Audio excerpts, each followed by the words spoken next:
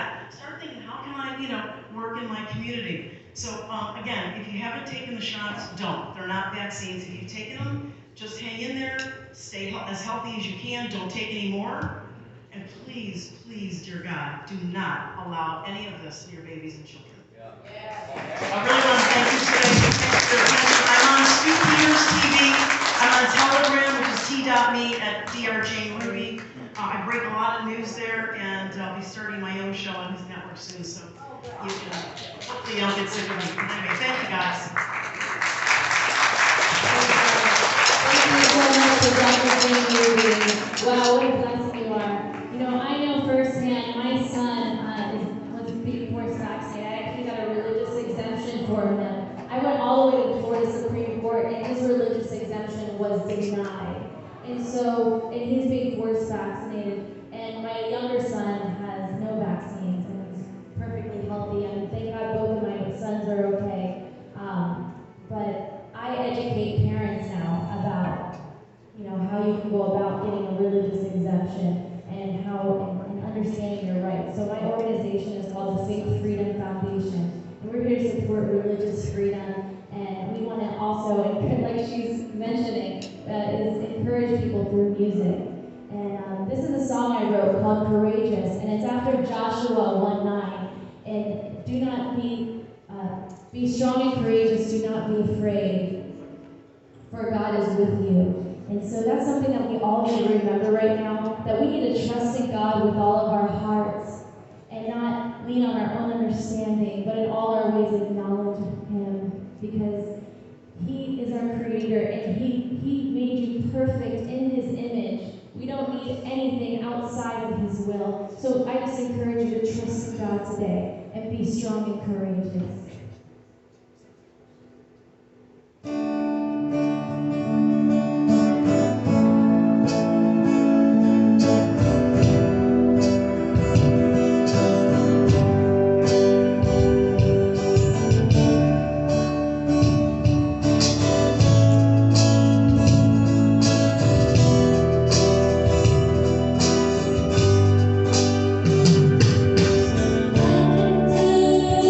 I can do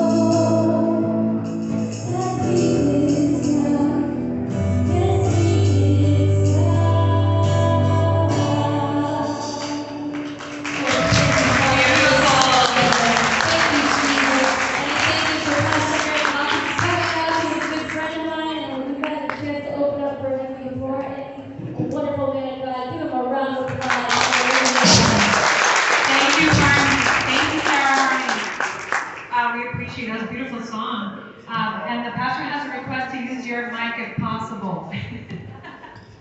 Because it's Cortland. All right, so I have the honor of introducing our next speaker who flew in specifically for this event from Tennessee. So he flew in and he's flying back out. And he felt it was so important to spend time with us.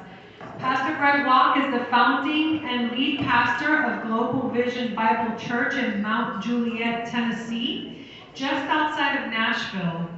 The social media firebrand is the best-selling author of This Means War. We Will Not Surrender Through Silence, and is the host of a top-rated podcast, On Point with Pastor Greg Locke. He has a bachelor's degree in biblical studies and a master's degree in revival history. And he's a popular conference speaker in churches and political circles alike. The Lord has blessed him with one of the largest social media platforms, which, by the way, he was just shut down just a few days ago from Twitter. Deplatformed.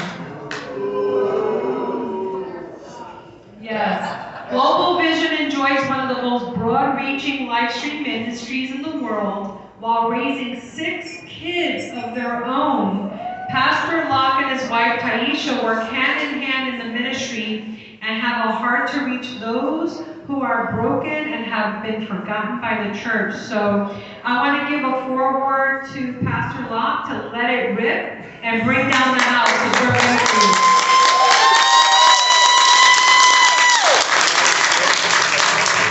Well, if you're glad to be on the winning side, shout amen this afternoon, right? I read the back of the book and it does not end with the words, oh me, it ends with the words, amen. This thing really does turn out all right. No matter what anybody tells you, no matter what is happening, I'm telling you, God is still on the throne, ladies and gentlemen. There is no doubt. Do not be dismayed, do not fear, do not be discouraged. I had to grab a handheld mic because I cannot stand still, amen. So I got to jump around. I bring you greetings from Global Vision Bible Church in Mount Juliet, just outside of Nashville, Tennessee, about 7 miles east of the airport. And I never miss, I would be here longer today, but I never miss our church services on Sunday, no matter where I'm at, because I love what the Lord is doing, and He is doing an amazing work in our midst. And that's one of the reasons that I'm here, because everybody in this conference, and all of the conferences of every shape, size, and color you can imagine that I speak in nearly every day or every other day of my life, they all bring a different perspective. But one of the perspectives that we are missing is the idea that the number one thing that we are losing with all of this diabolical, nefarious nonsense is our religious freedom in the United States of America. And there's not enough pastors that are standing up and fighting for our religious liberty. And that should shock us, and that should bother us. Look, at the end of the day, I'm a pretty abrasive individual at times. I can seem very demonstrative. The news media branded me as the jerk for Jesus, but when you really get to know me and my wife and our kids, you understand that I'm not just angry at what's happening. I'm passionate about the fact that America is filled to overflowing with men that call themselves pastors that are nothing more than hirelings and cowards. Cowards. Now look, if you still go to a church, and I don't ask that before I preach it, so look, if you still go to a church that's closed because of COVID, you need to find you another church because your pastor's a coward.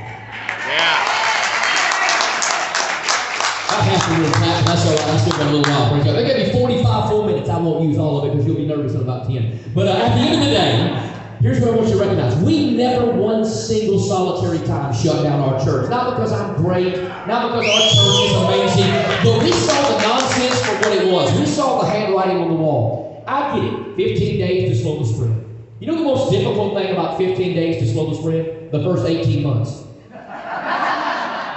It's been a diabolical, tyrannical ball of nonsense. It was nonsense when it started, and it is still nonsense right this very moment. I don't deny the reality that there has been a sickness, but you would have never heard of this strand of the flu if it was not an election year, which, by the way, let me tell you something, from a pastoral standpoint, the election was stolen, and Joe Biden is a fraud.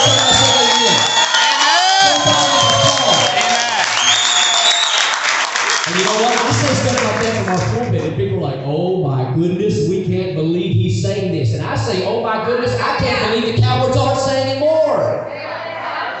CNN has been to our church 7 times in 18 months. They came with cameras all 7 times. We'd only let them in the building 6 times. I say building, we're in a tent now. I'll explain that in a bit. And so we kicked them out the 7th time. You would figure after 7 times of showing up at our church that we would quit dating and like get married by now, right? Like, they just keep showing up, and they're doing everything they can to paint me as this bully individual. They won't let people wear masks, and they don't social distance, and there's hundreds and hundreds of people showing up all the time, and he's killing everybody in Nashville, Tennessee, because he refuses to comply, and if you would just comply, this whole thing would go away. I hope you don't believe that. The reason it'll never go away is because people keep complying. You understand that fact, right? You see, there's never been a time in the history of America that we've ever lost rights that they ever gave them back to us. Once they're gone, they're gone. You better fight for them before they take them away, all of them away. So they kept showing up. CNN said, we would like one quote on why you so arrogantly refuse to close your church. They're like, look, Pastor Locke, like she was talking about, they'll polarize you, they'll put you in a corner, try to divide you from everybody, and then they'll just go after you, go after you, go after you. So Newsweek, like every other day, there's a story. CNN, CBS, tomorrow Netflix is going to be at our church for a hit piece documentary. PBS has been there, Peacock has been there, all the local news has been there, HBO, the whole deal. They're just trying to paint me as some insurrectionist, Jim Jones, Kool-Aid drinking wannabe type of an individual. And when they show up, they're like, wow, this guy's kind of legit. We kind of like him a little bit. We can't help it. He's not nearly the uneducated hillbilly that we thought. Although I'm a little bit still an uneducated hillbilly. And so they kept showing up, and they said, we would like a quote on why you refuse to close your church. I said, well, first of all, it's a church, but nonetheless, I said, I'll give you a quote. They said, one is all we will need. I said, you're exactly right. So they showed up. Now, you have to understand the context of the place that I pastored. We have had a massive social media platform, and I thank God for the voice that He has given us. We have had that since about the middle of 2015. And so it blew up, and in 2016 it got huge, and then the whole Target transgender bathroom thing, America couldn't figure out what bathroom to use, and so then that started Fox News, and that started CNN. And so now, all of these years later, we have a massive, massive reach and following of people of about 5 million collective individuals, now minus 115,000 because Twitter build on us. But nonetheless, because we've always had a great size social media platform, our church has done well, and people come to visit and see what's going on. But we were never a mega church. We never have been. But we were never a massively sized church. We were just a moderately sized, about 350 people. We were just rocking along, jam for the lamb. Things were going well. People were being saved, and the church was growing, and we enjoyed it that way. I never wanted a mega church out in some cornfield somewhere with some great big building. So here's what happened. Because everybody knew our stand as far as politically and morally and biblically and things like that, they knew that we weren't going to close. And so we became a very quick, easy target for them. And so we stayed open. So we outgrew our 300 or 400 seat auditorium and decided to just go in the parking lot because there's nowhere else to go. And so we went from about 350 to about 550. We bought a tent that would seat about 650. Middle of summer, right when this whole thing started, I said, there is no way in heaven's name people are going to come to this tent in 100-degree weather. You talk about humidity, that comes from Montana, humidity, I'm telling you, you can swim in it. You can get baptized in humidity at our tent when you walk in. I'm telling you, it's unbelievable, right? And so I'm thinking, ain't nobody gonna show up. We can build the tent up like the first weekend. So then a couple weeks later or a couple months later, we got an 850 seat tent. And then we outgrew that. And then we got a 1,200 seat tent. And we outgrew that. We got a 1,500 seat tent. We outgrew that. 1 month ago tomorrow, we put up a 3,000 seat tent. It is full every single week. We have baptized 1,600 people in the last 2 months. And they just keep showing up and showing up and showing up and showing up. Because people are sick of nonsense and they want a pastor to be a pastor. They want a shepherd to lead the sheep, not go along with them. And so they said, we would like a quote on why you refuse to close. So they showed up in our tent. Our people are used to cameras being around. It's no big deal, right? And so I said, well, I'll stop in the middle of my message, and I'll let you know when the quote is going to be. Because obviously they needed to know when are we going to get the quote. I said, look, you can quote me, just don't misquote me. So they're all there, and they got cameras in my face, and they're up on the platform, and our people are like, wait for it. They knew I was coming out of the gate hot, wide open, unapologetic. And so we got to that part, they're singing in, they had 3 or 4 other people there, they were all masked up, and had that little cameras going. And I said, ladies and gentlemen, I'm supposed to give a quote to CNN on why we will not close our church. I said, so everybody, hope you're ready for it. CNN, get your cameras rolling. I said, they will be serving Frosties in the lake of fire before Pastor Greg Locke ever shuts down his church because a demon-possessed, buck-wild, tyrannical government told him to. You better open those doors and open them wide. Let King Jesus come inside. Our people went nuts, and I just our people went nuts, and CNN had a colossal meltdown. They're like, this guy has lost his mind. I said, you're exactly right. I've got the mind of Christ. I'm not thinking like this culture. I'm not bowing down to this culture. I'm not giving into this culture. And people just keep showing up. You would think if I was really that much of a jerk that they would quit coming. But the reason they keep coming is because people are hungry for a voice in the wilderness. Ever gone to Baptist? Here's what people say all the time. Well, you know, you're a pastor. Pastor ought to stay out of politics. We're in this mess because pastors have stayed out of politics. You ever heard of the Black Robe Regiment? They saved the Republic during the days of the American Revolution. It wasn't just the soldiers, thank God for them and their sacrifice. It was the Black Robe Regiment preachers that would preach on Sunday in their clerical robes and then pull them off and not go to a potluck with fried chicken. They would lead their men into battle, and they saved the Republic. It was pastors that saved the Republic. It was pastors that saved the Republic. Look at us. Praise God, all that hot preaching. All right, good. All right, good. Now look, all these people that want us to bow down, and they want us to quit, and they want us to stop. Can I remind you what Jesus said himself about politics? Because you better know Jesus talked about politics. And he did it through the avenue of a man by the name of John the Baptist. Here's what the Bible says. Jesus said twice, John the Baptist was the greatest prophet ever born of a woman. Now let that soak in for a moment. Jesus himself, red letters, not Greg letters. Red letters in the Bible. Jesus said John the Baptist was the greatest prophet ever born of a woman. Now, neighbor, if you get that recommendation, you can teach Sunday school anywhere, right? Jesus said you're the best. You're the best. You're a bad dude if Jesus says you're the best. So get this. The greatest prophet ever born of a woman. Before and after he died. You remember how he died? They cut his head off. You remember why? Because he equally had 2 messages that he preached. The gospel of Jesus and the corruption of the king that he called out by name. And Jesus said that he was the greatest preacher ever born of a woman. And here's the interesting thing. They chopped his head off. Nobody in this room, nobody watching online, nobody, not one person you will ever meet. Can y'all hear me? Okay, just checking. It sounded like it went off. Not one person you will ever meet, including everyone in this room, even if you are a scholar, if you have a PhD, which I do, brick, hail, fire, damnation every day, but nonetheless, you cannot tell me the name of the executioner that lifted up an axe and chopped off John the Baptist's head. You don't know his name. But you know the name of John the Baptist. You know why? Because the people trying to silence us will never be remembered. But those of us that stand for righteousness and truth will never be forgotten. And we'll leave a legacy to our children. We have a nation to save. Say amen.